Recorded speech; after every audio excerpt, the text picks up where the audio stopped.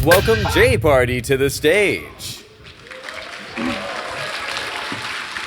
All right, hello. Welcome, developers from around the world, to this year's RDC. As some of you may have noticed, this is our largest RDC ever. With double the size of last year, we sold out of tickets even faster than before. So that's pretty exciting news. I wanted to give a quick shout out to all the crew, both Roblox and the professional crew, working tirelessly to set up and build all the stuff you've seen so far. It looks amazing this year, and I am happy to be here and happy to see all your shining faces. There's some crazy celebrations this year with folks being on the platform for over 10 years. It's a lifetime of experience, and you're still here in the Roblox family, and that's incredible. All right, folks, you see I brought my note cards this year, so I don't forget about key things to tell you guys about, so you don't miss any information. All right, so folks, thanks again for coming. I'm not going to waste your time, as you've got some really exciting keynotes ahead. So I want to remind all of you, while you are here, make some friends, make some new friends. All right, go out and meet folks. Development is all about your network, and this is the most talented folks in the world assembled here for the Roblox platform. So guys, without further ado, I think it's time to get this show started. Our first keynote needs no intro, but I'm going to give him a small one anyway. The man you all know, the man, the meme, the legend, Mr. David Baszucki himself. Welcome to the stage, Builderman!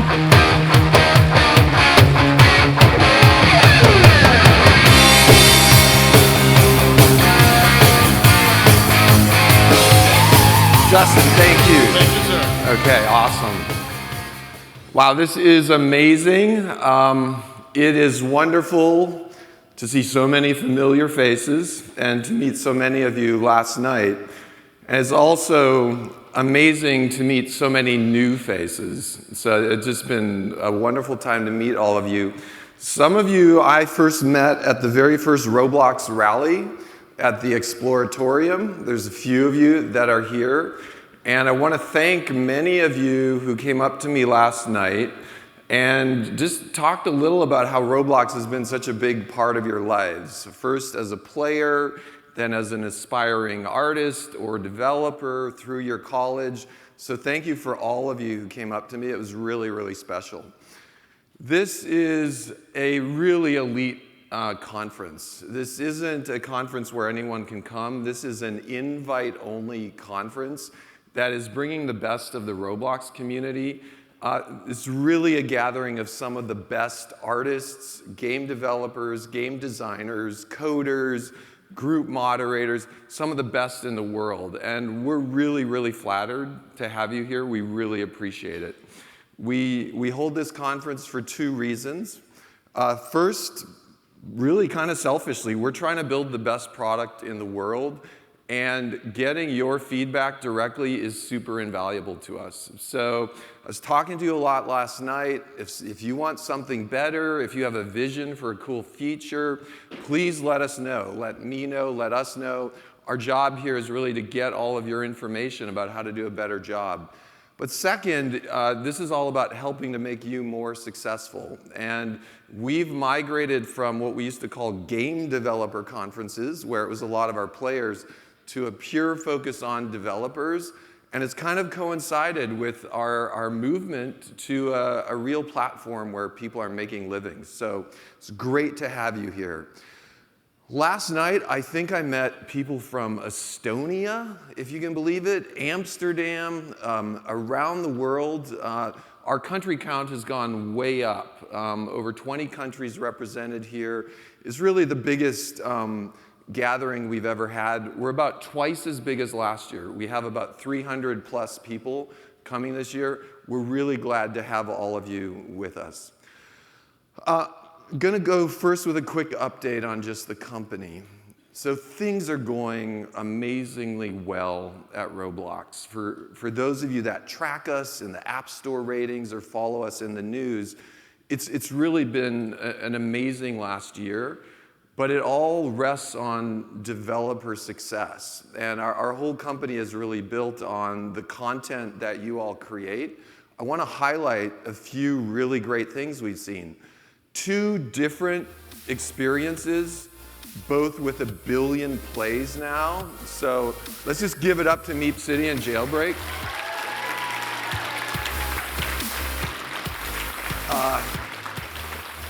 Mining Simulator, as an example, starting to see games that are going to be produced in multiple languages. And this year we're on track to have our devs earn over $70 million. So we've come a long way in 4 years from when we were a platform where everyone was just kind of doing this for fun. The cool thing is we still do it for fun, but now people can make livings and companies on top of this. Second, to that dev growth is really user growth, and you've seen the numbers. Here's a little chart. We're coming up on that billion hour of play month, and for some of you, you may have remembered a really early Roblox rally where I think we were hitting about 40 million hours, and we were talking that's about 10% of the physical time spent with Lego bricks. We're way beyond that. I ran some numbers just last night for fun. The NBC network in prime time has about 9 million viewers. If you multiply that by 3 hours and then you multiply that by 30 days, that starts to be right around 800 to 900 million hours. So literally our platform is engaging people as much as a major TV network right now. And there's a lot of room to go there. In some categories, like 9 through 12 USA, the amount of engagement on our platform is starting to approach some of the big ones, like YouTube and Netflix. And we have big dreams. We think we can go from 1 billion to 10 billion to well beyond that in user engagement. The company's really doing great. We're building an amazing company, and we're building an amazing company really with your help. We have hired an amazing group of talent, and we've kept the ratio of the people working in engineering and product somewhat consistent over the history of the company. We've always been a technical, product, visionary type company. We're coming up on 400 people right now, and 3/4 of those people are trying and working and figuring out cool ways to make Roblox better so we can really do a better job supporting all of you.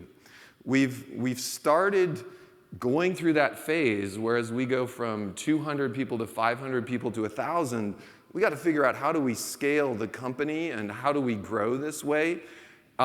This next slide actually is just a highlight of what's going on inside Roblox right now. There are over 20 independent teams in Roblox, each with product leadership, engineering leadership, or marketing leadership, or financial leadership, that's kind of allowing us to create teams within a big team or companies within Roblox. And you're going to meet many of those leaders here today. So we have a team focused purely on developer tools. We have a team purely focused on player experience. So when you meet people, you can ask, what team are you working on? We really got lucky in our move, and I got to thank the Roblox team, to our new facility that a lot of you, I believe, toured yesterday, and you're welcome to tour whenever you want. We have a beautiful new campus, and we have a lot of room to grow. So come by anytime. We'd love to have you visit Roblox HQ. It's come a long way from that tall, blocky black tower that all of us know and love. Shedletsky, did you build Roblox HQ? Okay, so it's come a long way from Roblox HQ to really awesome Roblox HQ. We've always believed the best way to teach millions and millions of up-and-coming game developers to create, to code, to design, to become artists, to become game designers is to make a really popular commercial platform that is very accessible and free. And then in the backwash of that, just like Google Docs, for example, we get millions and millions of people learning to code and to create. I'm really proud that this year the dam kind of broke, and over 500 summer camps around the world started using Roblox in their curriculum. So there's going to be just a lot of momentum on our platform as a lot more people really learn computer science, amongst other things, on Roblox. The press has taken good notice of us. We're starting to emerge a little from our stealthy mode here. And with some of the functionality that you're going to see today, I think you're going to start to see our footprint in the press do justice to the size of the impact we have and the number of players we have. Highlights, for example, recently at South by Southwest, we got to actually meet with someone who shares our vision. Many of you have maybe read Ready Player One or seen the movie. And I got to interview Ernie Klein. Combination in the book and the story for me. This guy created kind of the kids' version of the Oasis, Roblox, which my daughter plays every night, and it's amazing. My daughter, she doesn't want allowance, she wants Robux, and I give them to her, but she has to explain to me why she wants the object or what she wants to buy, and so it's research. I tell her it's research for my next novel in the Ready Player One universe. So we really, it was really powerful for us because sometimes when we talk about the vision of our company and where it could go, Ready Player One isn't too crazy to think about, and where these platforms are going ultimately more realistic, more immersive. It's a little bit of an interesting highlight and a target of where we might be.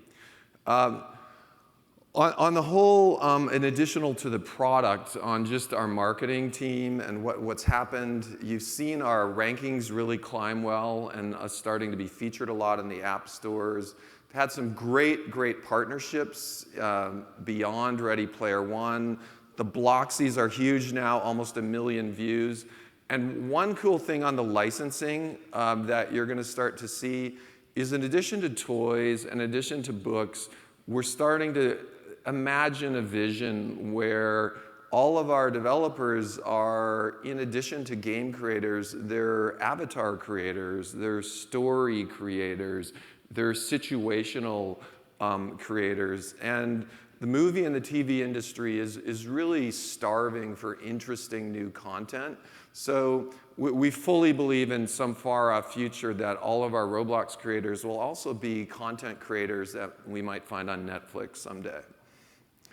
A little insight into our vision and where we see this all going. Our belief, and we've had it ever since we started Roblox, is that there is a new category out there.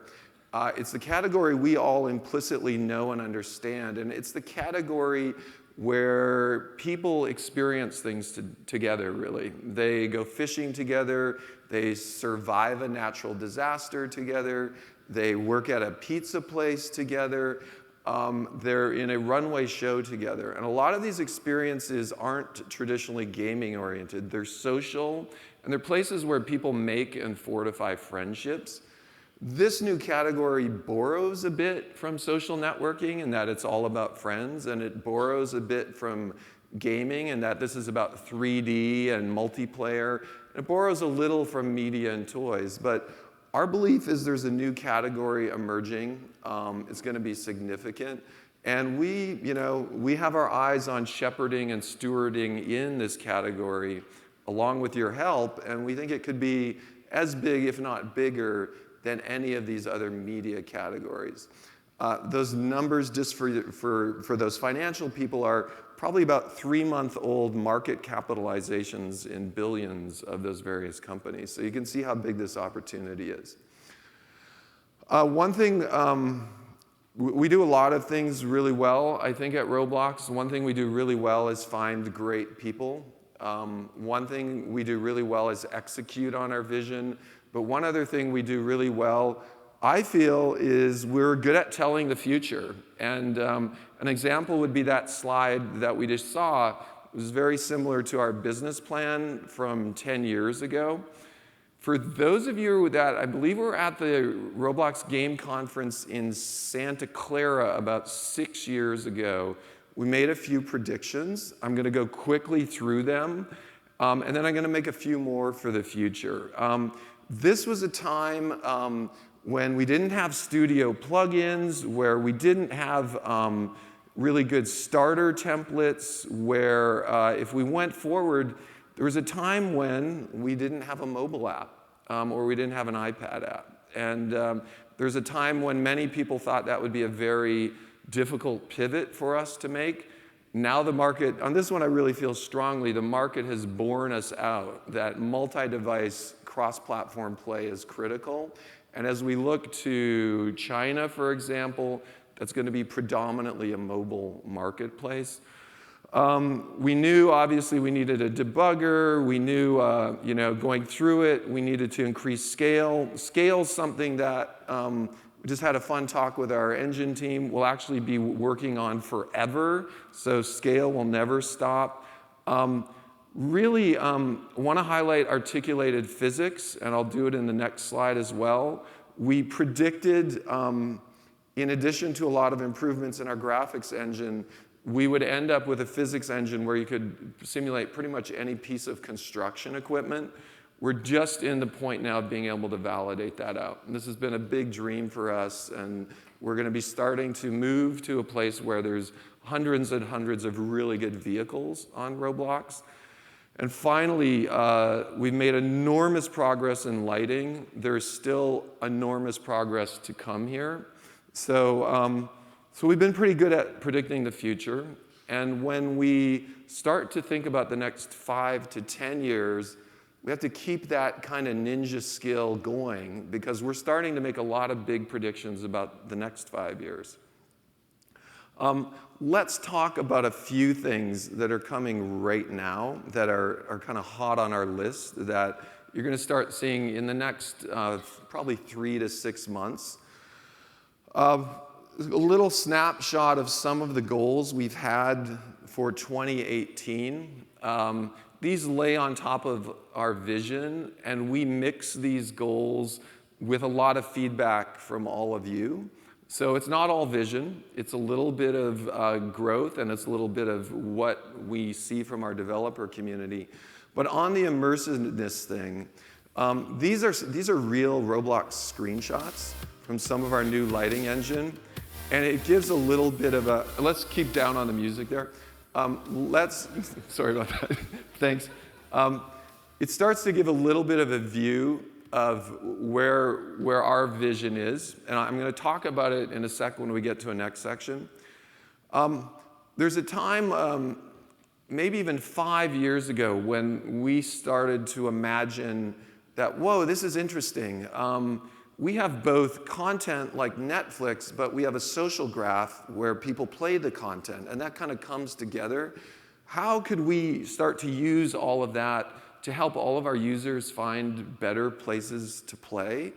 And I'm really psyched that in the upcoming months, we're going to start releasing this. We almost think of it as a real-time homepage, where for all of our users, the people that they see, the places that they see are not static, like a Netflix recommendation engine. They're static mixed with what's happening right now. And we hope to give every user on Roblox, right now, where are all my friends? Right now, where are the interesting places to go? I think this is really going to help first-time users and retention. We've talked a little about playing around the world, and you've seen our translation toolkit emerge. Really psyched. A couple days ago, we've launched in German, in Brazilian Portuguese, in addition to Spanish, and we have a few more languages coming. But this is really just the start, and we have two really big areas that we're going to focus on here.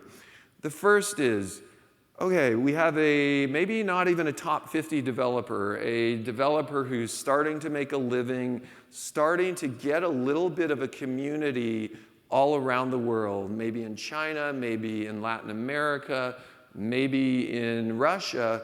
How does that developer get their game fully translated? our full vision, and we've really been thinking this for a long time, that developer needs to immediately open up and have crowdsourcing available from their own community. So we're not stopped. We really won't be stopped until all of you can just push a button. You'll have editors, you'll have content, contributors. You'll really be able to manage the curation of your game in hopefully as many languages as possible without a lot of work. So it's a big thing on our roadmap. The other technical thing under the covers as we start to look to China, South Korea, Russia, South America, is treating all of those countries as interconnected first-class citizens. And what that means is for some of you who may be watching your stats in South Korea, you may be getting some initial traction, but in South Korea, when we measure right now, we can see we're not quite as fast on game launch. We're not quite as fast on launching the app. We haven't fully built out a worldwide network. In the future, our commitment is super high performance anywhere in the world so that a great game can really become an international phenomenon. This next subject that I'm going to talk about is really, really sensitive, and I'm going to do a quick first time check. Maria, how are we doing? Okay, go faster. Okay. So I'm going to go very quickly. The avatar is very sensitive. We've been the blocky avatar forever. For the future, when we have 10 times as many people on Roblox, we know we're going to need a wide array of avatars. Developers are going to create avatars. There's going to be a wide family of them. So behind the scenes, we have come up with this very elegant, awesome scheme to expand the range of the types of avatars on Roblox while still allowing a creator of classic Crossroads to very easily have all of the avatars in that place be 100% blocky Roblox avatars. That's the high-level thing. Because I'm live, I'm not going to share the details of it. But on this one in particular, I ask you to come up and talk to me if you want some details. I'll skip quickly. This is what we're going to end up with on Roblox, okay? And it's a system where avatars can be scaled by the user smoothly from classic blocky to 100% anthro. And simultaneously, the secret sauce is how do we stay true to the Roblox community and in classic Crossroads have everyone be blocky. So come up and ask me for this. This is going to be one of the biggest things we've ever done. We know the community's going to love it, as well as some people are going to go crazy on it. Trust me, we've thought this very carefully. I want to say kudos to the Avatar team who's been working on this plan for over a year now. It's going to be awesome. Okay, so now we're going fast to wrap this up. It's the Dave Letterman show. It's I'm doing the monologue. We have 10 predictions for the next 5 years. We're hoping to hit a good chunk of these. First up, our developers are going to be everywhere. China, Russia, everywhere. We're going to have the tools to create a worldwide developer network. We expect to see 1 million concurrency. We hit the 100,000 player concurrency. We'd like to see 10 times that. 1 million concurrency on a platform is really cool. We've seen also already what 100,000 looks like relative to maybe a platform like Steam. Some of our 100,000 concurrency games would be like right up there on Steam or some platform like that. So going for 1 million. A major brand, pick one brand. When they do a movie, they typically release a mobile game. We expect they'll release on Roblox. And the benefit is they can get our social graph across all devices simultaneously. It's going to be a much cooler place to introduce a cool movie game.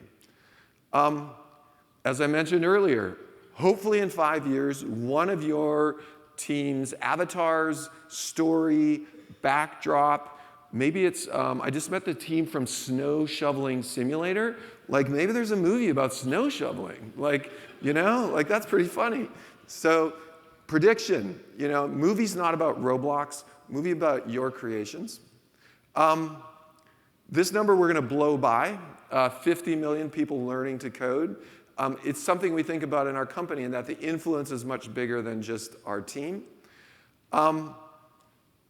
Awesome technical opportunity for us, because we have the platform and because everyone has the Roblox app, not just video streaming, but immersive 3D streaming. You can watch wherever you want. You can follow whoever you want in the game. We think there's a whole new thing of 3D streaming, and it doesn't have to be VR-based. It can be on a phone. This one will blow everyone's brains, but ultimately, we see a vision where toys to life, Skylanders and that, is much bigger than a vertical thing, and where when I go and buy a Nerf blaster, hopefully I scan my Nerf blaster and I get it inside Roblox. And we'd like to do this in a way where every toy company just kind of says this is the place to be doing that. We'd like to see a Roblox, and this isn't a developer, this is probably a very large team, go over the 50 million in earnings mark. And we don't say pay out to developers because we're all on this platform. We really say this is what a developer earns to bring home. And this could support a fairly large team of 100. And 100 is the design goal for the Roblox Studio team, the Roblox developer services team. How does a large team work? A lot of you have been asking me about source control, about things like that. How do we put that together? And then here's my favorite. Expect to see this on either CNN or Fox News, where the president of the US mentions his or her Roblox avatar. Woo!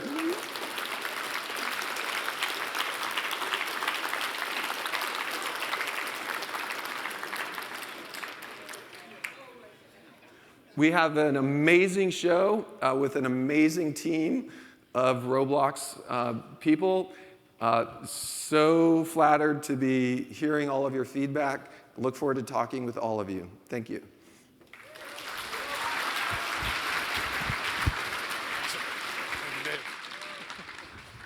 All right, thank you guys. Hey, can we give a big round of applause once again for Builderman himself in the house? Thank you so much, Dave. All right, folks. As many of you know, this is a developer conference, and so this next speaker is very fitting. She's the leader of the developer relations team.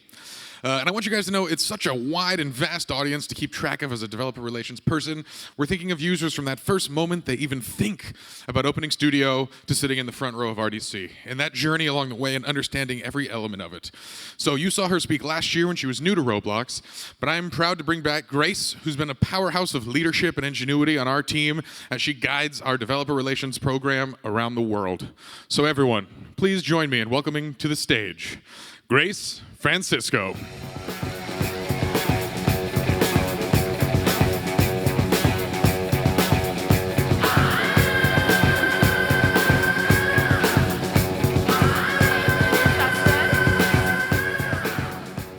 I love that song. It's hella good. So welcome.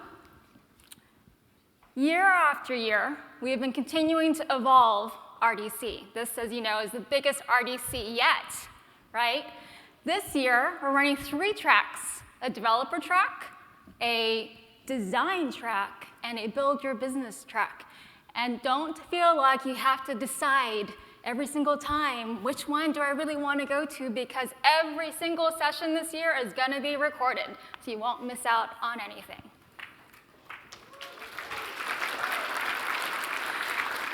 And to boot, we are going to have an overnight game jam for the first time this year.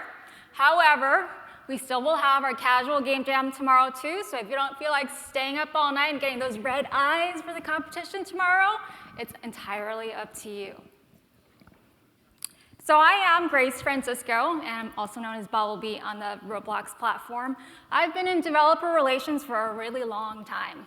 From Microsoft to Atlassian, from Java to .NET, FinTech even, and open source. I've been with a lot of different developer communities, and this is by far my favorite developer community, and I will tell you why.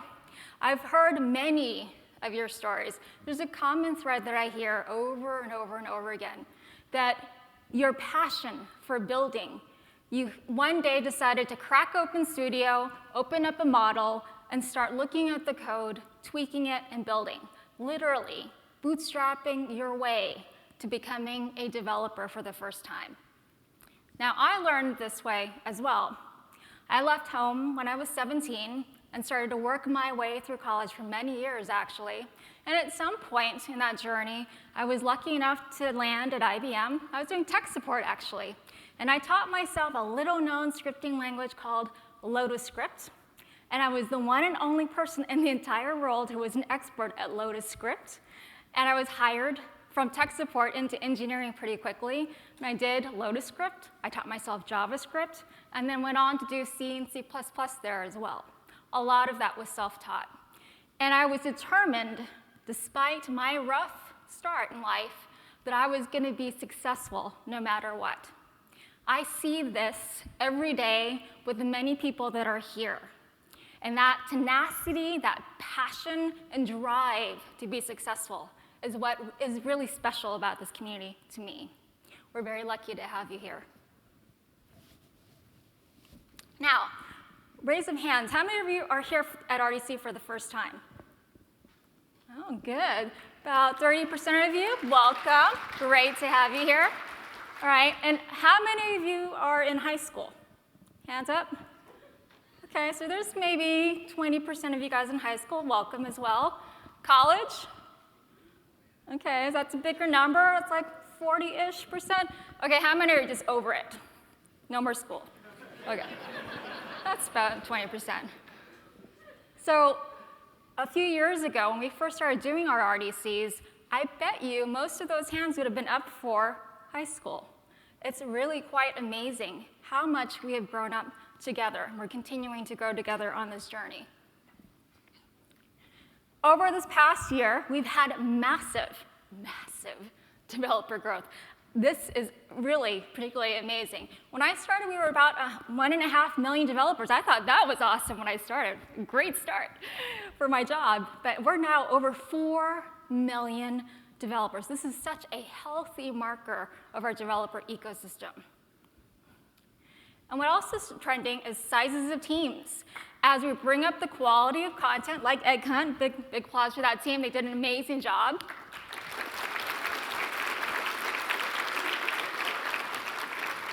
That quality of content, how did we do that? We did that because this team had highly specialized skill sets. As we begin to mature our content we build on the platform, teams are starting to form. They're starting to recruit highly specialized people. And also massive. Who would have missed our event, Ready Player One? Our massive partnership with Ready Player One, which was earlier this year. And while there were multiple games involved directly with this, it was so top secret, right, that while it was 4 distinct games that were involved in this, that engagement that we had a lot of lift in a lot of other games because no one knew where those keys were. Deepak, or 2 Blocks to Quit, did such a great job of keeping it secret. Even our own engineering team didn't know which games were involved. It was awesome. So a big thanks to Jailbreak, Hexaria, Phantom Forces, Mobile Piano, and the Egg Hunt team for participating in this massive event with us. And with all this growth in the ecosystem, with all these huge brand partnerships we're starting to do, the developer relations team has also grown to meet the needs of our growing developer ecosystem. When I joined last year, it was a 3-person team. So we have a full organization now that has folks that focus, again, on top developers and accelerating your growth through incubator and accelerator programs, right? So that still exists, and that's continuing to grow. We have a massive program this summer with 50 people, which is amazing. We also have a team that focuses on community, right? Community and addressing the needs of the masses at scale. We also have folks that continue to build our developer documentation as well as our educational content. And then last, we also have a team that focuses on program execution. Last year, developer relations also took over featuring across platform. And we took that opportunity to actually develop a program for up-and-coming devs and giving them some mentorship and nurturing to give them that extra lift in the featuring. And so in that program, we've actually addressed a number of up-and-coming devs, and you can see from last March some of the games that we actually highlighted and the successes that they had into April. Now, I know many of you are aware that we've had very steady growth in our developer forums. Not a big spike, but steady growth in our developer forums. And it's really amazing the amount of engagement and the response rate that you guys have participated in helping other developers in the forums. 83% is really quite remarkable. And what this tells me is you guys are willing to help each other out, and the benefit to you as existing top developers, that's building a pipeline for you for your potential next teammate on your team, right? As we build bigger teams, these are new people that are coming in that are potentially your next hire. Now, the community would not be what it is without our volunteer champions, starting with Bill Thomas, who continues to be a top contributor and helper with the community both on and off the forums. And Unite, big shout out to Unite. Unite has been contributing models and art and mentoring those designers and freelancers. And then Alphablocks, one of our YouTubers, been building great content around scripting and building. Blockface Bob and Blackface Steve, thank you for all that you do to mentor on how to build your business. And Crazy Man 32. Crazy Man 32 has been contributing Lewis scripts through his GitHub repo, so we really appreciate that. And then Echo Reaper for his continued contributions and help in scripting. Cirque Fenner also for all of his contributions in scripting. Woot3, who is also an intern. He's speaking later today, you should catch that. So thank you for your plugin contributions. Then Ravenshield. Ravenshield continues to mentor in areas of design. And then last but not least, Dhammapada for his continued work and leading volunteer QA efforts.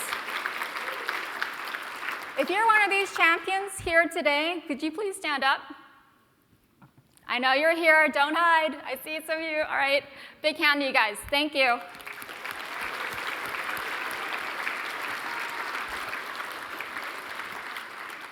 Okay, so now I know you guys are aware we have soft launched the new developer hub, and we hear you loud and clear. We've gotten a lot of constructive feedback on the dev hub, and we know we've got some work to do in the API reference section. We're actively working on that now. We heard your feedback. We've made the old API reference section in the wiki available for you to continue to use while we work on this. DevHub is still up and running. We'd love for you to check it out and continue to give us feedback as we work through migrating the rest of the wiki over and fixing the API reference section. So please feel free to continue giving us that feedback in the forums. Now, last year when we ran a developer survey, your #1 ask in that survey was, please tell me what is happening with every release. We want release notes. Give us some transparency. And while it took us a little while longer than we would have liked, we did start off with manually creating release notes last fall. Today, those release notes are fully automated so that you know what's happening in every release. And on the education front, many of you are aware, we're in full swing this summer, actually, with our education initiative with summer camps around the globe in 22 countries, as you heard from Dave. Now, not everyone likes to learn the way that we learned, by bootstrapping ourselves and being self-taught. So this education initiative gives other people the ability to learn in a much more formal education environment. Again, building that pipeline of those potential new teammates that you may want to recruit from. And I know many of you are aware, our other big partnership that's going on right now with Jurassic World is the Creator Challenge. And if you haven't checked out that template, it is beautiful. And just like the way that we opened up Studio and started looking at those models, this was a way for us to inspire that next generation of creators and developers by really demystifying the whole process of creating and developing on the Roblox platform. Now, none of this would have been available without the tremendous help of these 3 specific developers who did an amazing job with the template and the AI for Bloom, which is the dinosaur that was walking around the template with that user. So big hand to these guys, Martel, PDK472, and Ravenshield.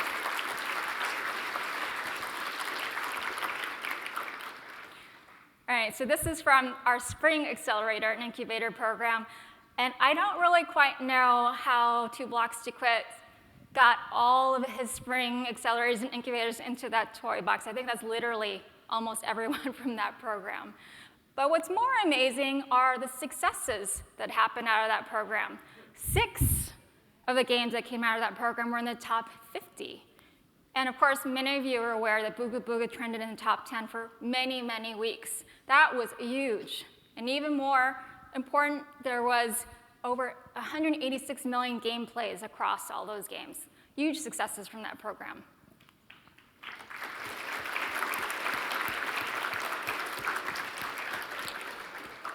Who won the Tesla last night? Are you here? Congratulations. And we watch you guys on Twitter. We see the Teslas that you all are buying, you successful top devs. We love watching those videos. I just want you to know, though, DevRel, we have our Teslas.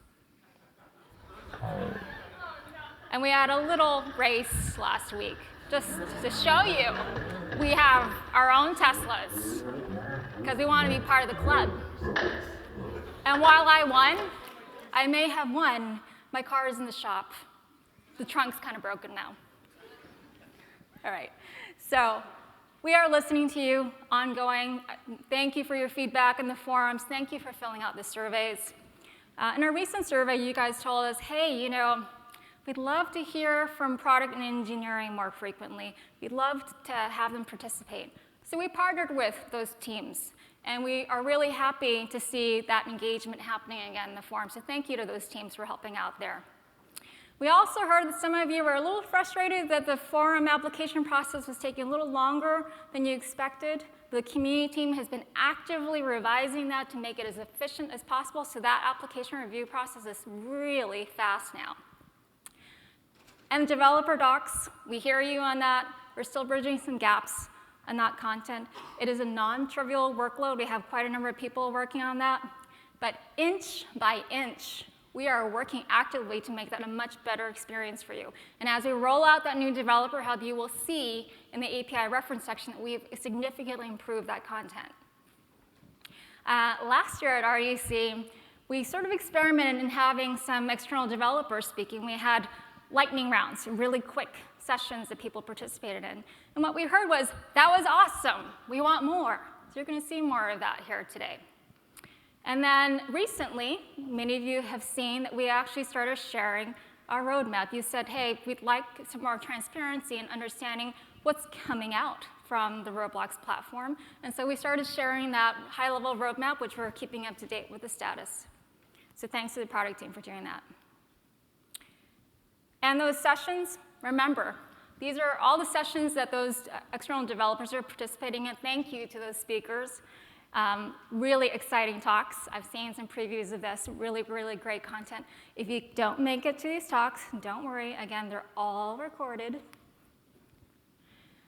Now, a big focus for us in DevRel this year has been about building your business. So we've been creating content to help share some of those best practices around building your business. We're actually nurturing the community and getting some tips and best practices from experts in the community as well, as you've seen on our Medium blog. And then some of you, a handful of you, have had the benefit of some early reporting that gives you insights into the metrics of your game, the health of your game, helping you understand engagement, retention, and your monetization performance. We're going to be rolling that out to all of you developers very shortly.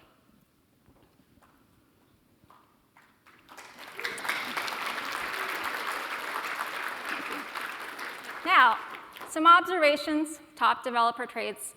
Aside from the fact that you all are making good money and buying Teslas, in some cases, sitting in first class on a plane,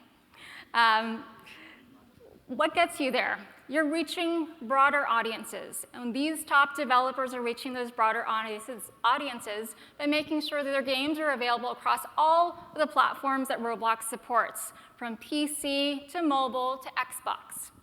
And second, these are early adopters of localization. So these were some of the first folks that had their games in Spanish, and we're continuing to roll out additional language support, and these are the developers that are there first. So they are reaching the broadest audiences possible. Of course, regular content updates, if you're not already doing this, most of our top developers update their content very, very regularly, week by week. And then lastly, most of our top devs are enrolled in our STARS program. And in fact, we just started rolling out the royalty payments. I know a lot of you guys have had questions around that. We just started rolling out those payments. We have about $1 million of royalty payments that we started rolling out. And that's $1 million that was earned in that first year of the STARS program. Okay, so now here's my PSA for the day, my public service announcement. We are rolling out a lot of changes to the platform because we want to keep the platform safe for our young players. And so recently we started rolling out changes so that if you have an experimental game, those are only available to older players and your friends. They are not available to our younger players now. And so I would ask you to consider, if you have any experimental games, to start considering changing those so that it's available to your broader user base. And remember, if you have one place in your game that's experimental, the entire game is experimental. And in addition to that, we are also going to be rolling out a rating system. Now remember, we're all growing up together. The platform is growing up, our players are growing up. And as we have a platform that is inviting a wide variety of people to play, we want people to find the things that are appropriate, the things that they're going to enjoy. So that rating system is going to be rolling out. Sorkas is going to be talking about this later today in a session. If you don't make it into the room for some reason, remember it's going to be recorded, so check out the recording. And lastly, we want you to be that next big hit. If you have never applied for the Incubator or Accelerator program, I highly encourage you to do it. The applications are already up for next year. Localize, localize, localize. Get your games into those other languages we're starting to support to reach those broader audiences. Chris Misner, head of international, is going to be talking about this in a few sessions. So let's make sure to engage in that. And we have a breakout session by Giovanni, who's also going to be talking about localization. Building healthy teams. Remember that as you're engaging in the community and helping out, you could actually be talking to that next person who will be part of your team. So keep participating, find that next person to work with you who's either scripting or building or designing. Build your teams and businesses. And use these reports that we're going to start to roll out. Monitor your game health regularly. And last but not least, have a great time, meet new people, find Roblox folks, give us some feedback, and really have a great time here. It's an awesome event. Thank you.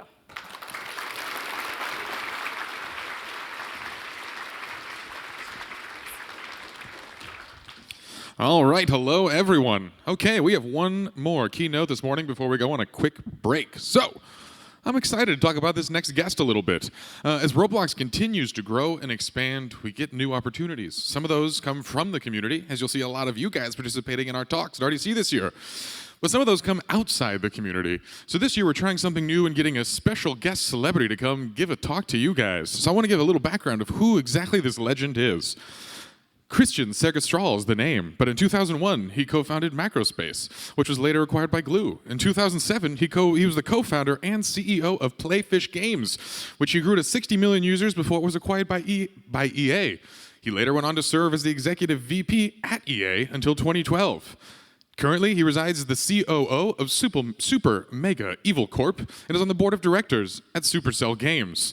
So folks, please join me in giving a warm welcome to a legend in the game industry, Kristian Segerstrale.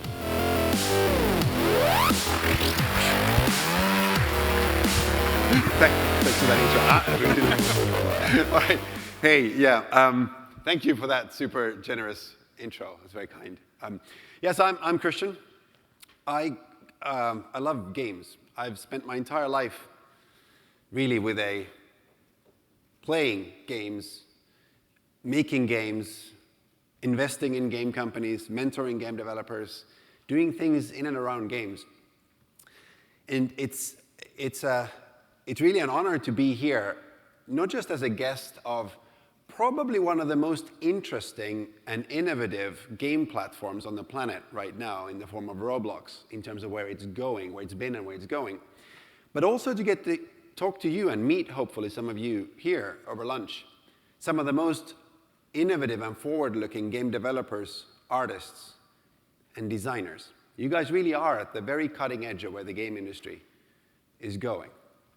So it's super, super cool to get to be here today. So a tiny bit about me first, and then what I'll do, really, what I'll spend the next 15 minutes on is sharing some of my lessons of spending a career building game companies for the past 20 years. It's really more like 15 years, but what you learn in the game industry is everyone rounds up their numbers a little bit, so I'm going to call it 20 years of building game companies. As you heard in the intro, really what I've been doing for 17 or 18 years now is build game companies right at the cutting edge of where gaming is going.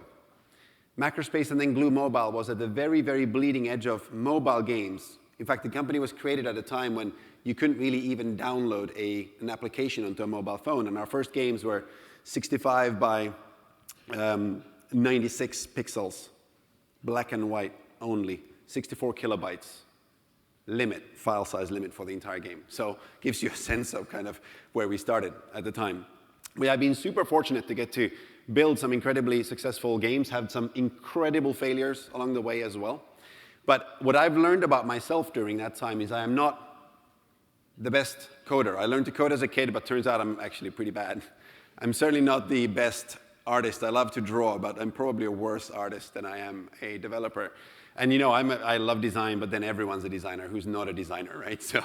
But what I do end up having really fallen in love with and studied a lot over time is game companies and teams. How does one build a really successful company and a team? What are some of the things that go right and go wrong over the life cycle, if you like, of building a product, not just a product, but building a company? And that's really what I want to share with you over time. So with that, let me talk to you about first why I do this in the first place. Why spend north of, nearly 20 years now building games? And this is something that my mom still keeps asking me. She told me as a kid, if you don't stop playing games, you'll never get a real job, She still asks me that when I bring the grandkids home over Christmas. But the truth is, games are an amazing place to build your career. Games today are larger than any other form of media. It's larger than music, larger than movies.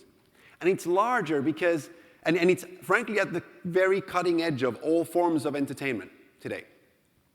And because it is large and fast growing, and because it's at the cutting edge of both technology and art, both of which I love, it attracts incredible people. It attracts people who want to push the limits of animation, limits of storytelling, limits of machine learning, limits of technology, limits of just what can you do as a team in the form of media. So whether you look at the Ghost of Tsushima trailer, the Horizon Zero Dawn trailer, or this game, Vainglory, that I've been working for the past few years, it is all about really pushing the boundaries of media across the board. And that is an incredibly addicting place to be working. Not just because you get to do that, but you get to work with other people who want to do that and who love that every day. That does not feel like a job. It's never felt like a job to me. It feels like a place to be able to do awesome things every day. So when your mom asks you, when are you going to get a proper job? The right answer is gaming today is probably one of the most proper jobs there is.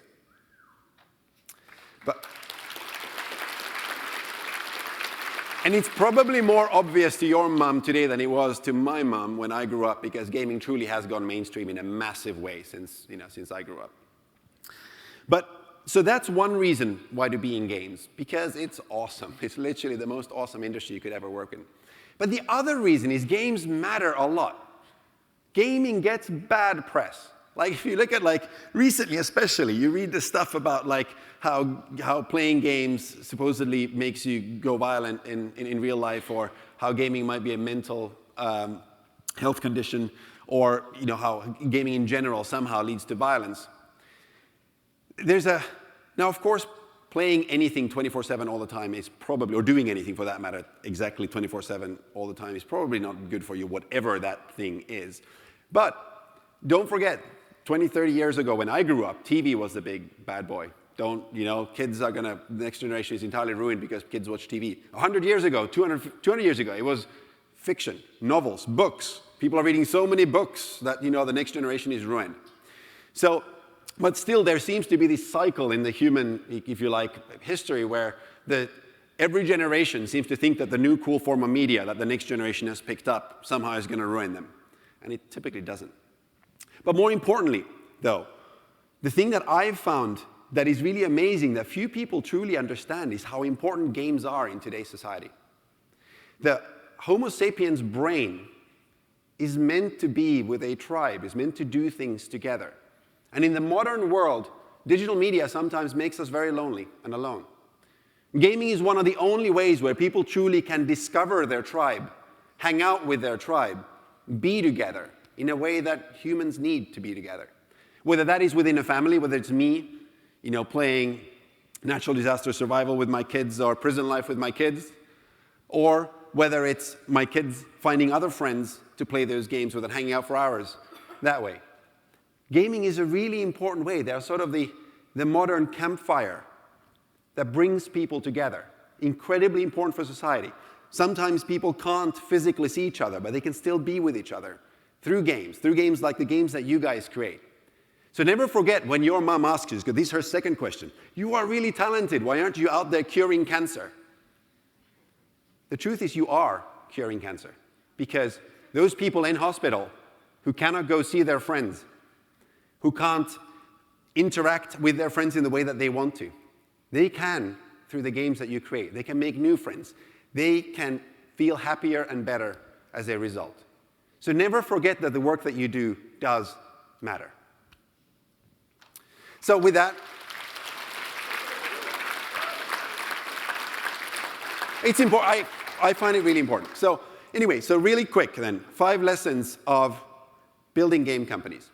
These are, I literally was in your, sitting in your chair building my very first game company, probably about, 18, 19 years ago. And these are the things when I was trying to think, what shall I tell you guys in 10 minutes? Because probably you know more about game development these days than I do. But there are 5 things that really stand out. Firstly, the single most important thing to predict your success in the future for your company, for your team. What do you think it is? Who thinks it's your idea, the idea that you have?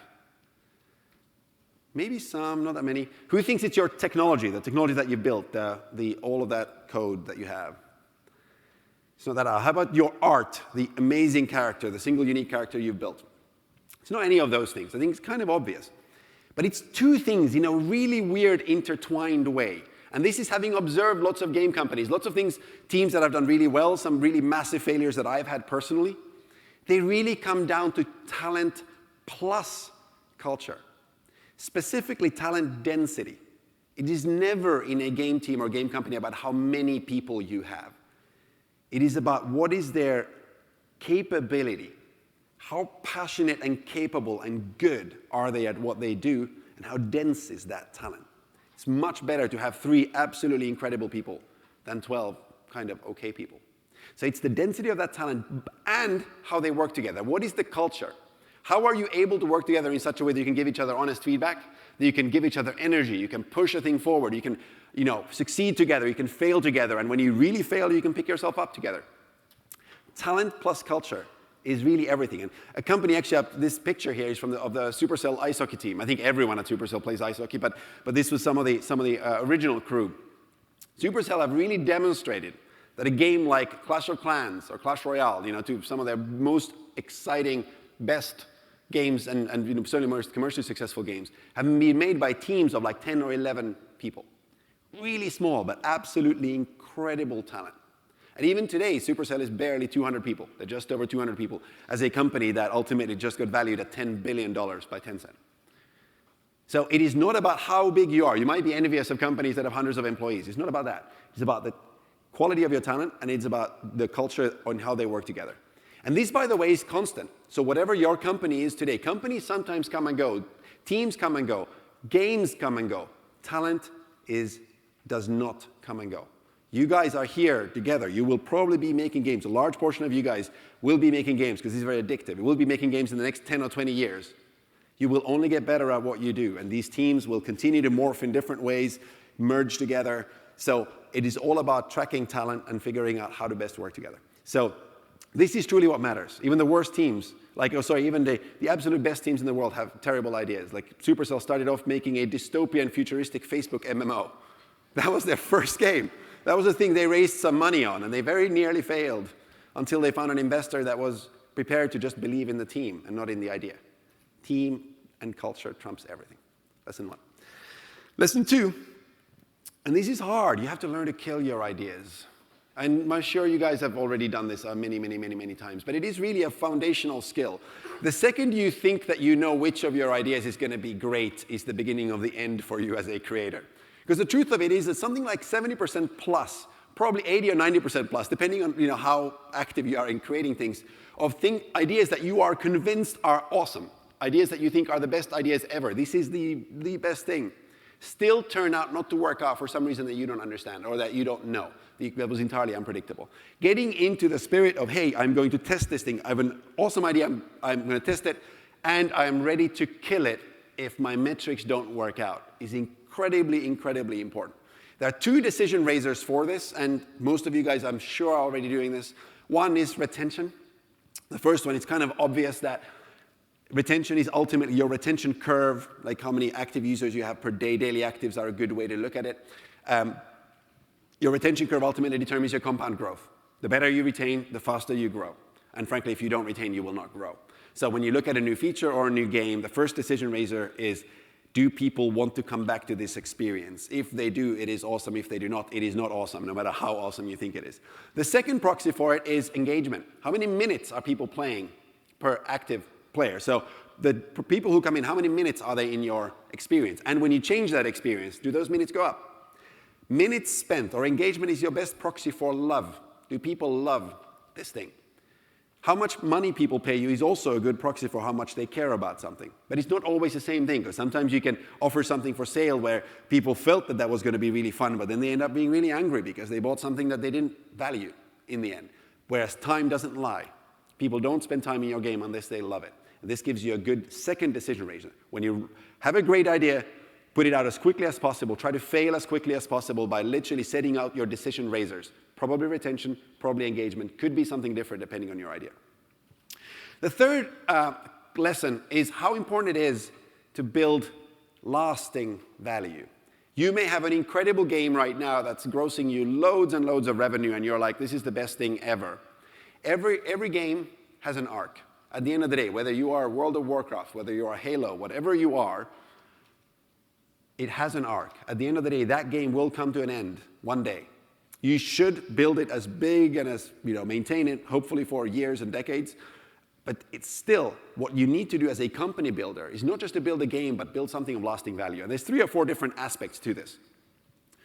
One is your team. More than anything, your team and your culture, and learning to work better together all the time, attracting better and better people, making sure that your team is amazing and that you can work together well.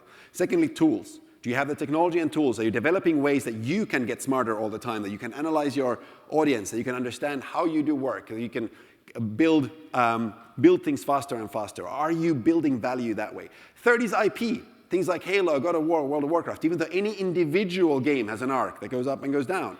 Have you built characters? Have you built a universe? Have you built a way of talking to your community? Have you built some kind of following that builds lasting value beyond that single game? So figuring out how you don't just build an amazingly successful game, but also how you can create lasting value through that, so that you have a shot at creating additional successful games. And by the way, clearly, you guys who are here have developed something really successful. It's really worth internalizing and bearing in mind that game development, even for the best teams in the world, you probably have a 30 or 40% hit ratio at the most.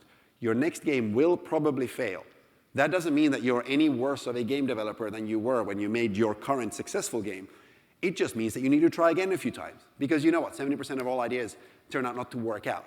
So that's why it's so important to be building lasting value and a way of you to be a more valuable company and a team, as opposed to just building your game. Fourthly, this is probably obvious for you at this point in time. There will be a time in the future where it's not obvious, and then remember that I said this. You have to build things that you love to play. Right now, how many of you guys are working on a game that you love to play right now? The majority, that's good. If you're not, yeah, you should either learn to love your game or you might be in trouble later on. The reason for this is that typically what happens is you make one really successful game in an area that you love to play, and that made you make that game successful. You were lucky, lots of good things happened, and you have a successful game. Then you become convinced that I know how to make games, and then you're like, well, here's this other type of game. I've never really played that kind of game, but I can analyze it. I can figure out how to make that kind of game really, really, really well. And then you're convinced that you can do that without loving the game, and then you end up trying to do it, and the vast majority of the time you end up failing. And the reason for it is that game development is not about big ideas most of the time. It's mostly about very diligent execution of a lot of small ideas and do them really, really well. And if you don't love the style of game that you're making, you're not going to get those small ideas right. You may get some of the big outlines right, but not the small little things that players end up really appreciating in the type of game that you're making. So make stuff, yeah, that you believe will be commercially successful, but more importantly even, make stuff that you love. If you make stuff that you love, that not everyone else thinks is going to be successful, could be the future mega hit. If you make stuff you think is going to be commercially successful, you don't love, it's probably a disaster. I certainly have had that, because I was once that guy who thought that I can make anything successful. Turns out I really cannot. So there you go. And then finally, how many of you guys grew up or are from outside of the United States? A lot of you. That's super cool. How many of you guys is English not their first language? Yeah, a whole bunch of you guys. So sometimes it's so easy to either be from outside of the United States and speak good English, or be from here to kind of think that, hey, I make my game in English and I sort of interact with my English community, and that's kind of the world. Well, not really, right? The United States, less than 5% of the population of the world, about 7 billion people, right? And English is spoken by less than 20% of the world. And frankly, by far the fastest growing parts of the game industry do not speak English. So so being local, it's not just about, I know guys are gonna hear about localization and tools and stuff in that area, but it's not just about being localized and making sure that somebody translates your words. It's about truly thinking and reaching out and being curious about how are people in Malaysia playing my game? How are people in China playing my game? Figure out how to get into those communities, recruit community managers, listen. Find ways to interact and listen and understand how the game is evolving elsewhere than in your English-speaking community. So you might learn some awesome things. And frankly, that is the larger part of your future growth. So figuring out how you don't just do the mechanistic thing of, hey, yep, I have Chinese localization in my title, but rather, how much of your time every week are you spending listening to those communities to understand where your game might want to go? So those are kind of my 5 real key things. Think about your talent. Think about the kind of building lasting value through the culture, the talent, but also the tech and the tools and the IP that you're creating. Remember to measure stuff and kill them. Make sure that you're local. But I have a bonus lesson, because every game should have a bonus of some kind, right? And that is for you guys to get to know each other. The game industry, like I said, attracts amazing people, really amazing people. And people tend to stay. The more you guys get to know each other, the more you learn to bounce ideas off each other, the less you are like, my game, I'm a competitor with all of these guys, and I don't want to share anything. I want to make sure that I'm successful and I learn as much as I can from them. The more that you adopt an open mindset of truly sharing with each other, becoming successful together. Gaming is not a zero-sum game ever. It is always, if you help the platform grow, you help the community grow, you ultimately become more successful. And in your careers over the next 10 to 20 years, you get to know these people. You will end up working together in one configuration or another. You may as well start figuring out now who you want to work with and who you don't want to work with, and where the industry is going to go. Plus, people in the game industry are super fun. And I really encourage you guys to get together and enjoy the process, because you truly, truly are at the cutting edge. Which brings me to my very final thought. You may have been attracted to Roblox because perhaps it was easy, or it was a an approachable thing, or perhaps you were a player before you became a creator. One of the super crazy things about Roblox is how it has become such a thought leader. Frankly, how you guys have become thought leaders in the industry in ways that you perhaps don't even understand. What do you think is the most impactful game in the game industry this year, 2018? What do people talk about when they have their various game developer conferences and whatnot outside of the Roblox community? What do you think that is? Yeah, Fortnite, right? Obviously, right? Fortnite, if you think of what's special about Fortnite, well, Fortnite is a multi-platform game, played on lots of platforms. Fortnite is a drop-in, drop-out game experience. Fortnite is effectively a mod, or the Battle Royale part of Fortnite is basically a mod on a previous game. It is super highly social. It is basically inspired by all the things that you guys do. The amount that Roblox right now, and Roblox developers and specific Roblox games come up in the broader game industry when discussing where bigger console gaming and, and PC gaming and everything else is going, is kind of insane. So, by starting your game careers and game-making careers here, as one of the elite Roblox developers, you guys truly are at the cutting edge of the industry. And there truly is no better place where you could be. Your mom's never going to understand that, so don't bother trying to explain that to her. But we know, and that's why I'm so excited to be here. And frankly, I'm going to be around. After this, I'm going to be around over lunch. I would love to meet some of you guys. Like I said, I love helping out teams if I can. I've been a pretty active investor in game companies and in other ways helping out teams in any way, shape, or form. You guys are in an incredible place. You should be proud of what you've achieved to date, but know that you have an incredible career in front of you. Thank you very much.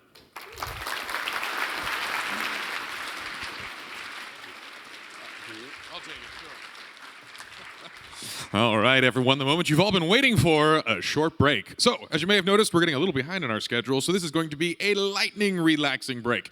So there are some drinks outside to grab. So take about 30 seconds, do a jumping jack, have a quick dance circle, go to the bathroom, and we'll be back in here as soon as possible to finish the morning keynotes. Thanks, everyone. See you here.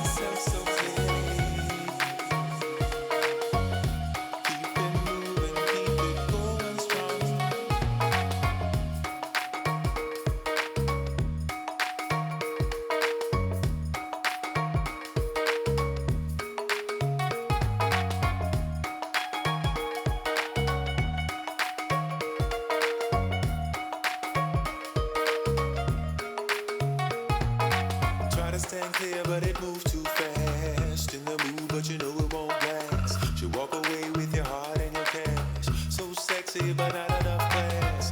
Sounds stupid, but I put myself on blast. I was in the crib, she was grazing in the grass. Seems like the world was really just a flash. Keep it in perspective as I raise another glass.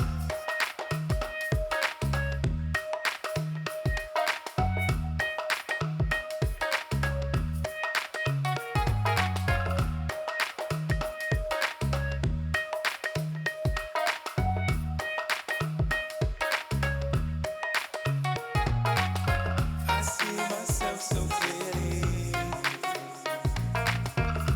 Keep it moving, keep it going strong.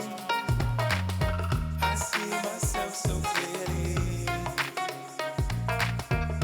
Keep it moving, keep it going strong. I see myself so clearly. Keep it moving, keep it going strong. I see myself so clearly. Keep it moving, keep it going strong. I see myself so clearly. Keep it moving, keep it going strong. I see myself so clearly. Keep it moving, keep it going strong.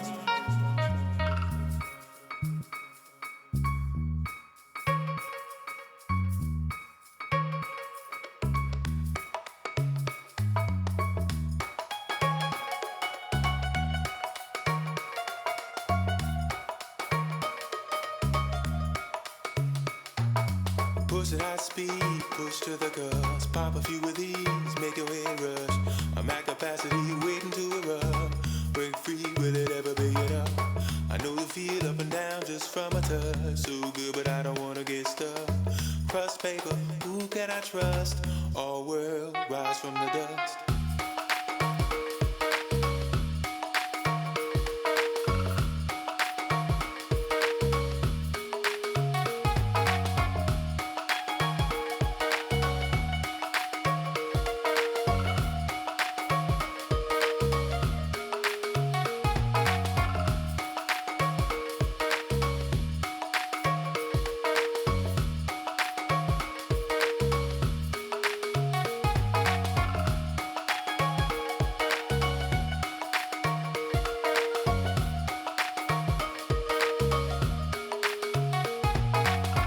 I see myself so clearly.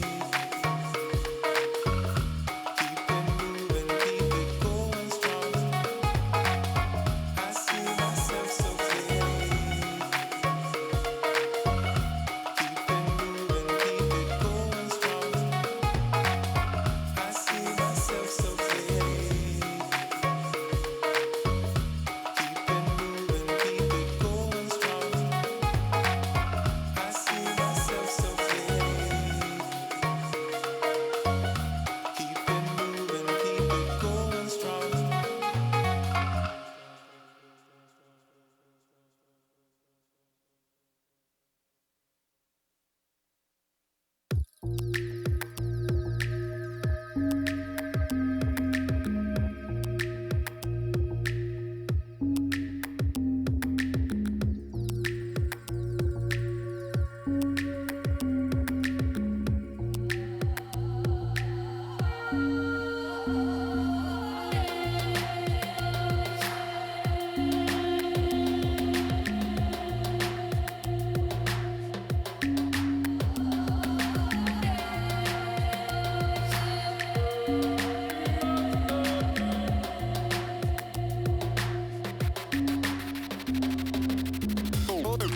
Taking her to the floor.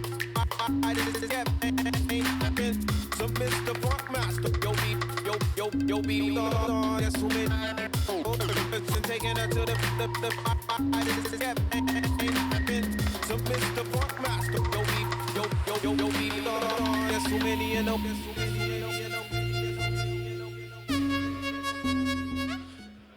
All right, everyone, that concludes the break, so please make your way to your seats and we will conclude the morning's keynote speeches and then lunchtime. So, hope you gone to the bathroom, take a seat, let's get this show moving.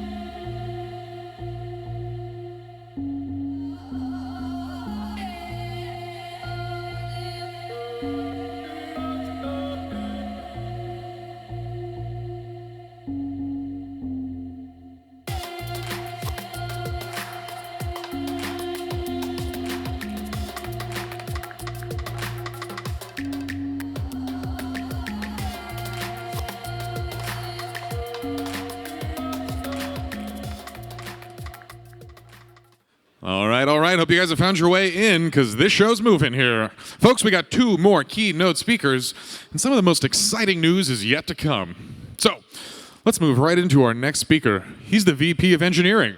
You guys may know him as RB Adam, but to us, he's simply Adam Miller. So the man who needs no intro, let's give a big round of applause for Adam Miller! Woohoo! Thank you, sir. Wow. Awesome to be here. Super awesome to be back. I'm going to give a talk today.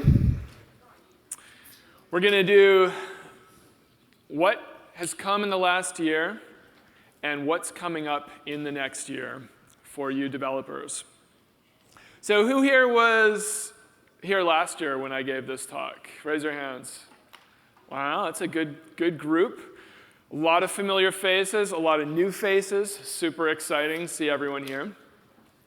So when I prepared this deck, I went through and I looked at last year's slides, and I remembered everything I'd promised to this audience. And I was really glad that everything got delivered. So we had a good delivery rate. And I'm going to quickly run through some of those big things that shipped over the last 12 months. Because when I think of years, I count from RDC to RDC. That's one calendar year. So we shipped a new pathfinding system, completely rewritten from scratch. We made it really able to jump and able to work through small little areas, smarter solutions, all this kind of stuff. This has been great for making NPCs and for doing click-to-move. We finally built a UI editor into Studio. This had been a long time coming. I remember when I first got to Roblox, when you wanted a button on the screen, you'd insert advanced object. Anyone remember this? Insert advanced object, and then the default size is 0, 0, and you're like, where's my button, right? So we've come a long way. Now you drag, you drop, you can place it, you can resize it. This has been really cool for making easy, quick UIs. We shipped our mesh and CSG instancing system. So this is one of these deep internal tech things that means when you have 2 objects that are shaped the same geometry, you get to render them in a single draw call, so it's efficient, uses less memory, and renders faster, and makes every game a little faster. We shipped a smooth interpolation system for our networking layer. I showed a video for this last year. It's a bit hard to see in a video, but I think this graph makes it kind of clear. This is the representation over time of a falling object. So you'd expect something nice and smooth. In our old system, it was a little bit jerky. The positions, the times weren't quite right. So we rewrote that, and we made it really smooth, as you can see. And this is the type of thing where every game is made just a little bit better. The visuals are a little bit smoother, and so Roblox just continues to look a little better. We brought you guys our Unicode and emoji system. Can have more character sets, put emojis everywhere, stuff like that into chat. And we added APIs so that developers can access the low levels on this. OK, so that was the stuff that we promised and delivered. We're going to go through the new things that we shipped. We hadn't promised this, but we still delivered it. So Studio plugin widgets. Plugins, as Dave mentioned in his keynote, something we promised a long time ago. They existed in Studio for years.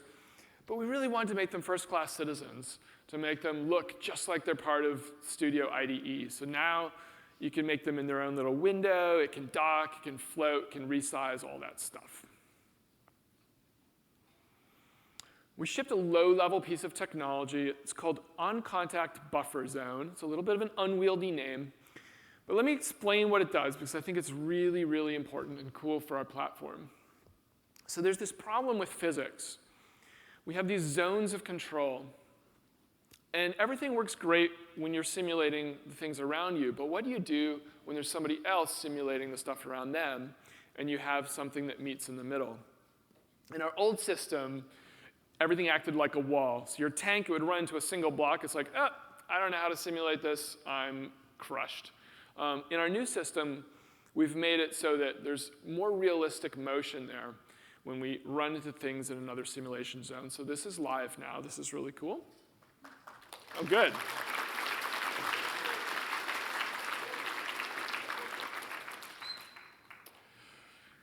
Building on our emoji code, we shipped a new typesetter system. This is a low-level piece of technology that improves the layout and lets us unlock new character sets, such as right-to-left characters. And in the future, this will let us build more features on top of text rendering. We shipped a lot of improvements into our UI system to make it faster and more responsive.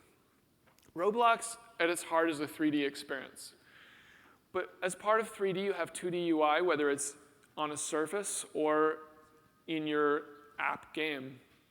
So this year, we focused a lot on making that UI more responsive, and we built a lot of low-level technology that sped up the existing interactions, especially if you're trying to click or touch on a screen and get UI.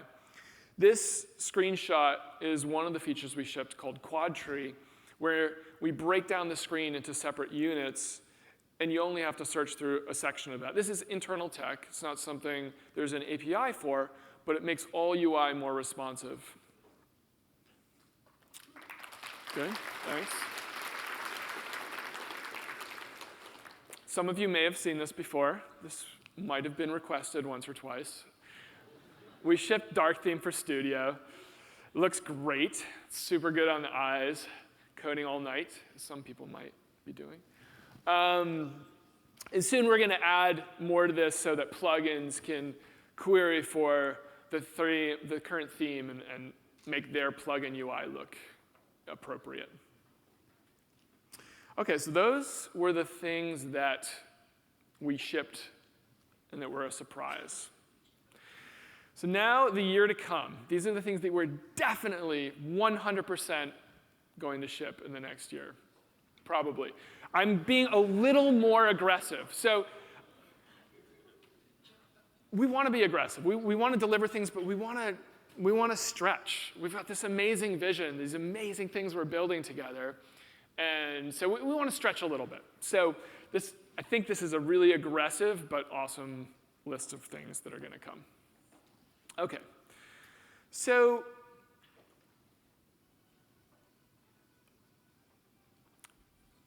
we're going to be delivering a new popper cam. Popper cam is what we call our default camera that you get by default in every game. And it's called popper cam because it pops in and out whenever something is occluded. And you can see in this video on the left, it's popping when the elevator goes past little girders. Our new popper cam version is a lot smarter about knowing if something is only temporarily going to be blocking your camera and doesn't force you to pop in and out so quickly. So it's a lot more smooth, constant view. So we'll be releasing this, and like all our cameras, it'll be in Lua, so you can view it and extend it and adopt it. Part of our vision of building a bigger game engine is having more players in one world. The current limit on Roblox is 100. And as some of you may have discovered, even that is stretching things a little bit. Our goal for this time next year is to support 200 players in game working really well. And when we make 200 players work well, that means 100 players is going to be even better. So that's our big goal, and I think it's going to be really exciting on that. We're going to be shipping an in-game CSG system. Oh, good.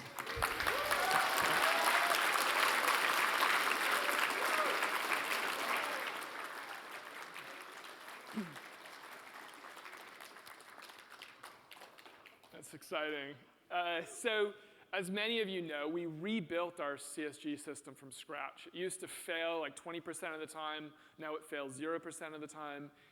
And when you have that level of reliability, we can make it an API that runs in-game. So it's going to be server-only, at least to start, and support simple operations, but I think we're going to see some really cool gameplay. I can tell you guys are excited for that. So this is something we're calling packages. And as Roblox evolves, as we push towards 100 developers working collaboratively on one game, we realize that we need to provide more and more tools and functionality that make it easier for large teams to build sophisticated games. And part of that is managing units, we call packages, that are inserted into multiple places. And these could be models, these could be scripts that are in multiple places in a game. And the idea is that we version these things and we let you update, and you can change one item in one place and push it to all the other places. So this is a really big fundamental change that's going to advance development on our platform. And this will just be the first stage. So we talked about mesh and CSG instancing. We're extending our instancing system to basic parts, so blocks, spheres, things like that. And this has many of the same benefits that we got from the meshes in terms of using less GPU memory and increasing performance. This graph represents, up and to the right, you see the yellow line. That's in the current system, and the green and the blue at the bottom is what happens when we can turn on instancing. We use a lot less memory. Less memory means bigger places, games being more stable. Really exciting piece of new technology we're working on is automatic level of detail systems. Our first version, okay, good.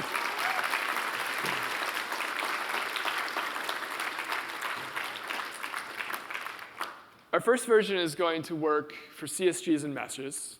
You'll see there's always a lot of similarities here. So what this means, obviously there's people already kind of know because I'm getting that excitement, but for the people who don't know, when you have an item that's really close to you, it can be very detailed and it looks great. But when it's far away on the other side of the map, you don't need it in the same level of detail. And by reducing the detail, it means that we can load in more objects, use less memory, and render things faster. So as we build bigger, more intricate worlds, this kind of technology is going to be really useful.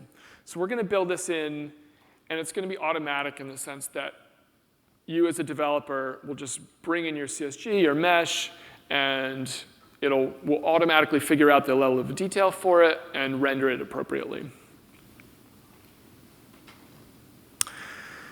In the physics team, we're working on a new low-level solver. Solver is like that kernel core of the physics. So these scissor lifts are like the torture test for physics, for constraint-based physics, because it's so many joints that interact, and there's these loops and all this crazy stuff. So we're integrating this technology called LDL into our solver, and it makes our constraints much more solid, and it works better for high mass ratio issues and other things like that. So on the left is our current system. On the right is what we're going to be shipping. And this also has more flexibility, a little more forgiving with two joints that are just like slightly out of alignment. I don't know, has anyone ever built a door, put two hinges on it, and one of them's like just the tiniest fraction rotated, and then all of a sudden the door like explodes? I've done that. So in our new solver, that will be greatly reduced.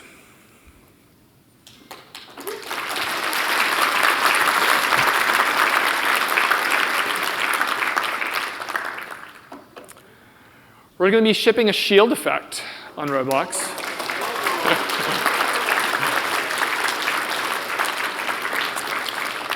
Why is this different from a semi-transparent sphere? Well, it's all about the intersection with the geometry. It creates that feeling of a shield. Our sky system on Roblox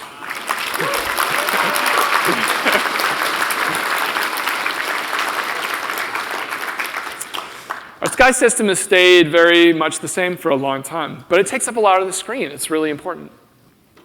So we think, what's the Roblox path for making great new skies. And we think about a procedural sky system, where with basic inputs, like the weather, the wind, all that kind of stuff, we generate awesome animated, procedurally generated volumetric clouds and skies and things that look amazing. So this is very much in the research stage, but I'm optimistic we're going to have something awesome for you in the next 12 months.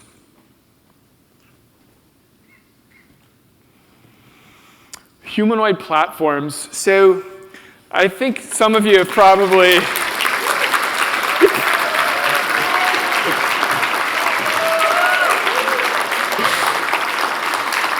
yeah. That tells me this was overdue.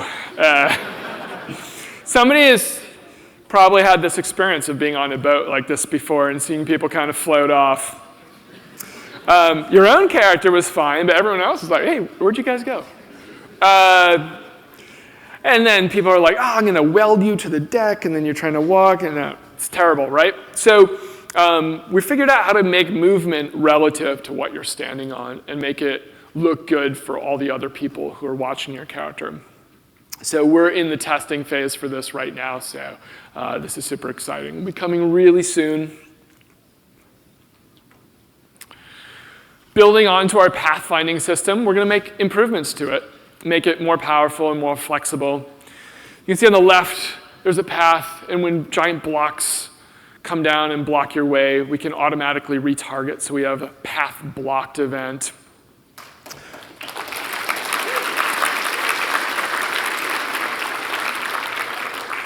We're going to support different sizes of characters. So for doors, like what you can fit, and things like that. So we're going to make it better and better, more adaptable to more situations. Getting super deep in the tech here. As we push more and more towards filtering-enabled games, away from experimental mode, we want to make it as easy as possible for the developers to build on top of our system in a seamless way. And one of the big challenges right now is setting up a lot of plumbing when you want to communicate from local scripts to server scripts. So we have a concept called server blocks, and this lets you call server code securely from a local script.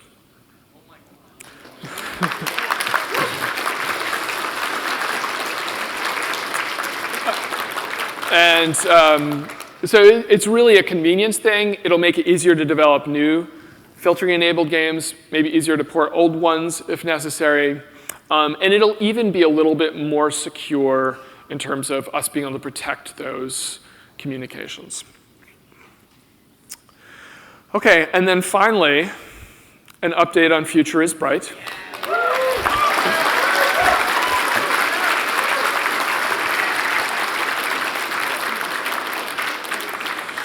This is our new lighting system. Some of you may be aware of that. Last summer, we announced that we were working on it, and we delivered to our community a build where everyone here could play with it and give us feedback and build experiences, many of which we've seen. It's been super helpful. And through that process, we've gotten a ton of great feedback. We've learned a lot. We fixed a lot of bugs. We are now at the part where we're starting to ship this.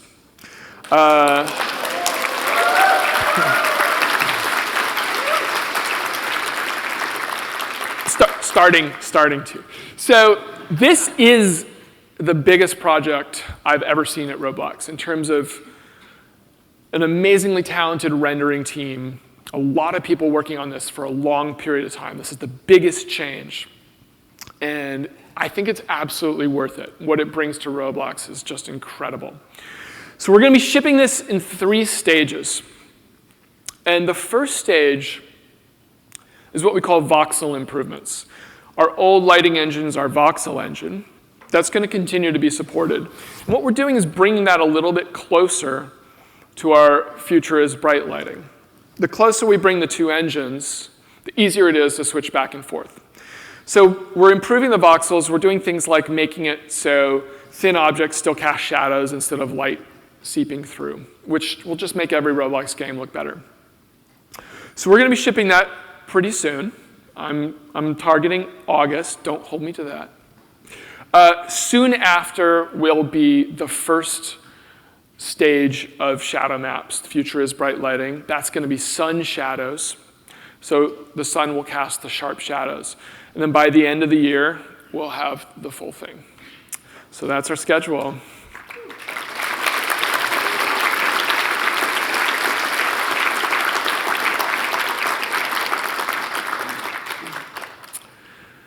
So in closing, I just want to thank everyone here. The feedback we've gotten when we present our roadmap, when we have these conversations, the informals, the online, everything, it's so important to us. It really helps us build an amazing product. I view this as an incredible collaboration, one I'm super proud of. So thanks, everybody. It's been a real pleasure.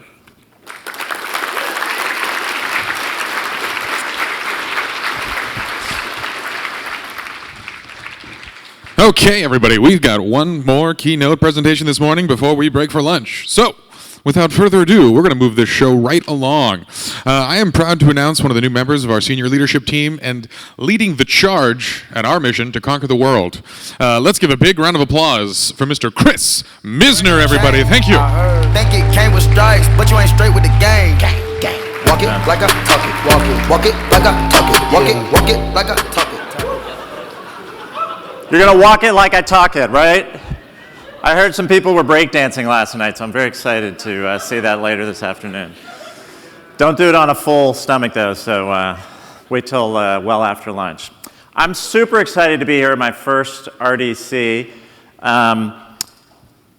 I thought I should start by telling a little bit about myself, since you guys shared in some of the earlier presentations. I've met some of you. I know there's a bunch of people here internationally, which is awesome, or speak multiple languages. I grew up, my mom was an immigrant to this country, and we spoke multiple languages in my house, and I've had the opportunity to live and work overseas. Most recently for Apple, where I spent 6 years in Asia, out of a total of 12 with them. And when I left Apple, I was looking around and I was thinking, I want that special feeling again. I want to find a place like that, like the way Apple was when I first joined. And what do I mean by that? I mean a place where the community cares more about building than consuming, a place where technology and creativity come together in unexpected ways and delightful ways. That place is Roblox. And that community is you guys. So I'm just super excited to be here and really grateful. So thank you very much.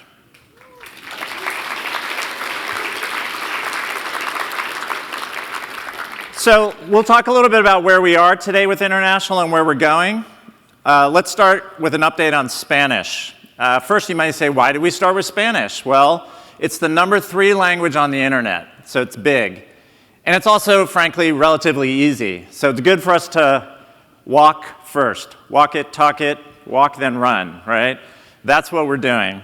And really, it's cut across the entire business of Roblox. We had obviously updated and localized the client experience, but we built new customer support and moderation centers that are focused on Spanish. Our text filtering is upgraded. We've launched local pricing in most of the major Spanish-speaking countries, and even local payment types, like in Mexico with OXXO. Obviously, marketing. We did Egg Hunt in Spanish. And the developer team has done a lot of work with forums, with Spanish Twitter accounts, and there's more to come. One of the major things that you guys worked on with the developer team was our First Mover program. The goal of this was to create high-quality reference games to show people what it's like to do high-quality translation. So, look, not everybody who's on this list is in the room today, but if you are in the room, please stand up if your game is up on this board. That is awesome. Woo!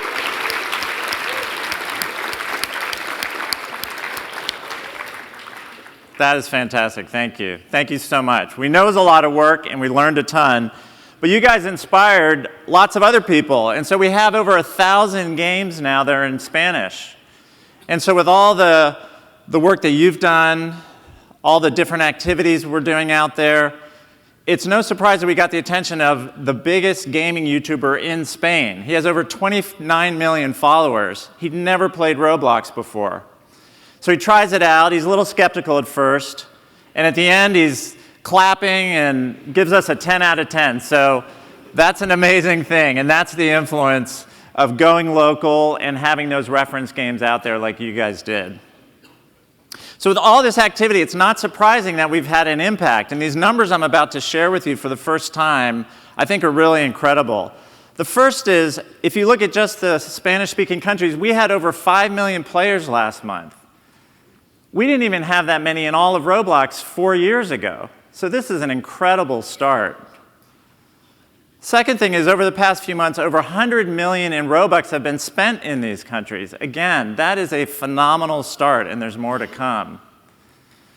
The last metric, Kristian was talking about this earlier. We took out the big games, the Meep Cities and the Jailbreaks, and we looked at a set of these high-quality, localized games, and we said, what's the impact just on the Spanish-speaking countries? What happened there when those games were localized? Engagement went up 2x. This should not actually be surprising. When you do a high-quality localization in Spanish, turns out Spanish players like that. They spend more time. They get more out of your game, right? It's just intuitive, but it's great to see the numbers behind it, too. Now let's talk about the rest of the world. Beyond Spanish, it is a huge opportunity. There's over 500 million kids under 15 who are connected to the internet that have never played Roblox.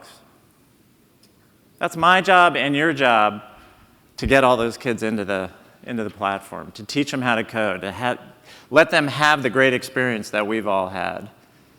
So that's a big world out beyond English and beyond Spanish-speaking countries. The second thing is they spend money. There's more gaming revenue. Kristian said this as well. There's more gaming revenue outside of the US and Europe than there is in those regions. So it is a big, big, big opportunity out there. And I want to give you an analogy on this, which is international today is like mobile was just a few years ago. So this was the picture. I wasn't at RDC before, as I mentioned. This is my first one. But I've talked to a lot of people, and you guys have spent a lot of time on mobile in the past few years. But 3 years ago, less than 25% of the traffic on Roblox was from mobile. And so what were the conversations at RDC and in the forums? It was this. Hey, I got 5-to-1, my users are on desktop. And you know what? The mobile guys, they don't pay. I can do more with the canvas on desktop, and it's a real pain in the neck to optimize for mobile. So you know what? I'm sticking with desktop. So what happened? Well, a couple of you said, mobile's small, but it's growing. And maybe if I spend a little more time on it and make the experience better, then maybe people will play it more and spend more time. And maybe if they spend more time, they're going to spend more money. And even though it's a pain in the neck to do it right now, if I start now, I'm going to learn. And if I learn, I'll get better. And if I get better, well, I'll have an advantage. So that's where we are right now. International today is where mobile was just a few years ago. And today, some of you, the metrics have totally flipped. You're probably 75, 80% mobile. That's going to happen with international. So keep that analogy in mind. To support this huge opportunity that I've just described, I want to now talk about the countries we're going to and then also support for you. Let me start with the second piece, which is we've heard your feedback. It's been great. And again, we really appreciate everyone who has taken the effort and gone through these first iterations in Spanish. A couple of themes come out from your feedback. One is the tool is really difficult. It's hard. It's hard to get all your strings in one place. It's hard to maintain the translations on those strings. So we really understand that. We've heard that loud and clear. The second thing is, who do you go to get your games translated for that high quality experience? That's been a challenge. The third challenge is, well, how do I know how I'm doing? You're not getting reports that show you how you're doing in these countries or what the impact is, like I could show you what the impact is of your translations. So coming over the next few months, we're going to make a lot of steps to improve that. The great Roblox tradition of let's get going, let's iterate. That's what you do, that's what we do. So the first thing is we're going to start rolling out reports that show you how your game is doing in top countries. So key metrics in key countries. We're also going to publish a leaderboard so you can see for the top games how you stack up against other games in key countries. So those health reports that we're talking about, the international is going to be part of that. Second thing is in the community, the developer relations team, they're going to help qualify and identify folks that are playing your games, that are out there in the player community who have the skills to help you translate your games. Dave's vision that he laid out this morning of being able to crowdsource your games in a really easy way. And so it's not just a machine translation, but it's a real nuanced cultural translation. That's really important. So we want to start helping you do that. And the third thing is tools. Back to Dave's vision, push a button, and it's all magically done. We're a long way from that, but we're going to take a big step, and we're going to auto-scrape all your strings. We're going to have them available. We're going to make them easy to manage and easy to maintain those translations. So this is rolling out over the next few months. It's going to be super exciting. We want your feedback. We're going to continue to evolve it, but that's going to really help you and us take advantage of this opportunity together. But those aren't here yet. They're coming in a few months, over the next few months. But do not wait. Be that first mover. Start now. Start to learn. Start to build your relationships in the community for people who can help you. Start now. Be that first mover. So let me tell you now a little bit about the languages and countries we're going to as we start to unfold the opportunity. Dave mentioned some of this morning, that we are now in Brazilian Portuguese. Woo!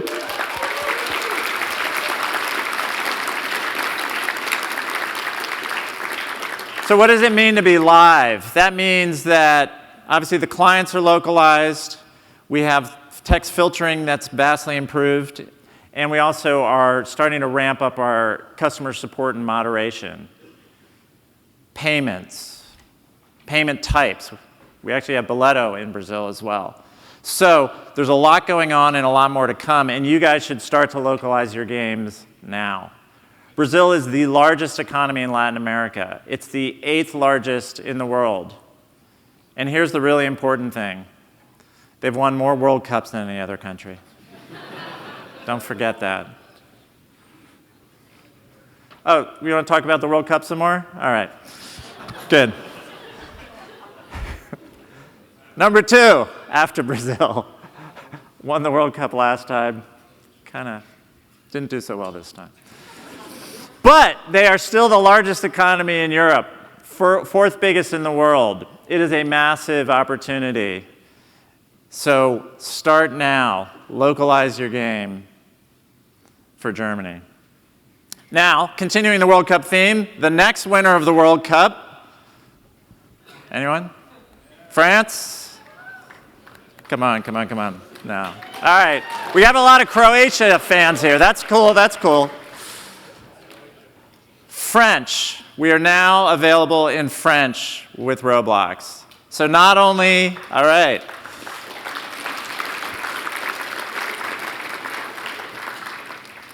So not only for France, but Belgium, Francophone Africa, and our friends in Quebec will be able to publish their games in French. So something's missing, though. Let's see, we got Brazil, all of Spanish-speaking Latin America. We're 100% covered there. We have France, Germany. We're off to a great start in Europe, but what is missing? Asia. We're not missing English. Asia. So I mentioned before, I spent a lot of time, I lived out in Asia for Apple and built the online stores across Asia Pacific, and then I ran it as the general manager there. And we used to talk about Asia as half the world. That's a big opportunity. And I don't have anything announced today, but I just want you to know we are thinking and working behind the scenes very seriously on this. We know you want to be there. We know there are so many players that want us to improve our performance there, that want us to really create the tools and the ability for lots of amazing games to come from Asia to the rest of the world, while your games go to Asia. So we're spending a lot of time on half the world. It's half the internet users, more than half. It's half of these connected kids I was talking about, under 15. And it's more than half of gaming revenue today is out there. So we are taking this very seriously. Stay tuned. We'll talk to you about this another day.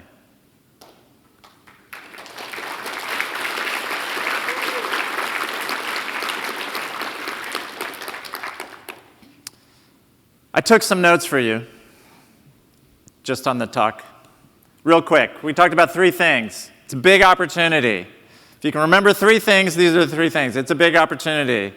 Second thing is, start now. In fact, start this afternoon. Go to Giovanni's presentation in his breakout, or look at it online. And of course, there's a lot more coming soon, from you and from us, to serve all these other countries. Dave started the day with a globe. I'm going to end with a globe. It's a big world. It's a big opportunity. It's only going to get better. But the one thing you need to remember, a day from now, a week from now, a month from now, when you go back from RDC, remember to start right now. Thank you very much.